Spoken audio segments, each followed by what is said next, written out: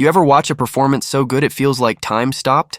For a moment, nothing existed except the trembling breath of a character on screen. Episode 6 of The Last of Us did that. It didn't just hit, it landed. And at the center of that emotional earthquake was Pedro Pascal, delivering what might be his most hauntingly human performance to date. Let's talk about that. Because this episode, this was not just TV. This was a slow-motion descent into the mind of a man clinging to love while being crushed by fear. From the very beginning, you can feel Joel unraveling, but he's doing it quietly. No yelling, no dramatics, just suppressed grief and a love so fierce it scares him. The man is out here building planets in a dusty museum and tracking down cassette tapes, not for survival, but for a moment of joy. A smile, a memory. That's not just love, that's desperation disguised as devotion. Pedro Pascal sells it with every micro-expression. Every pause, every half-smile that dies on his lips. He's not just playing a father figure, he's trying to convince himself that he can be one, and the audience can see both realities bleeding through. That's not acting. That's sorcery. And then Ellie drops that truth bomb. She knows what Joel did to Gil's husband. Boom. Silence. And then Ellie fires off the used war line. It cuts like a dagger. Bella Ramsey didn't just deliver it, she weaponized it. That was pure nuclear venom, the kind of line that will live rent-free in fans' heads for years. But what followed? The porch scene. My God. That wasn't a conversation. It was a slow burn confession. Joel doesn't say much. He doesn't need to. The pain in his eyes.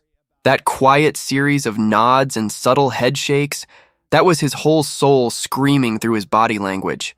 It was devastating, and somehow more intimate than any dialogue could have been. And here's where it hits hardest. Joel isn't just scared of losing Ellie. He's scared of becoming his father. There's this one moment where Ellie casually mentions she likes girls. Joel stiffens for a split second. That old toxic programming flickers. The one passed down from a generation of men who weren't taught how to love softly. But Joel fights it. He bites it back. He doesn't snap, doesn't judge. He just softens, tries to understand. That, right there, that's a man doing the real work, fighting decades of generational trauma in real time just to speak gently to a kid he loves. Because Joel's not trying to be a good dad. He's trying to be a better one. Better than the man who raised him. Better than the man he used to be. He wants to protect Ellie, not dominate her. He wants to show love through actions, not through fear. And the tragedy? He still doesn't think he's enough. He gives and gives, but that old voice in his head keeps whispering, "You're failing her." And Ellie? She can't know. She's still a kid. She sees the world in questions and instincts, not trauma and sacrifice. And that's the point. Joel's burden is invisible to her, and that's exactly the way he wants it.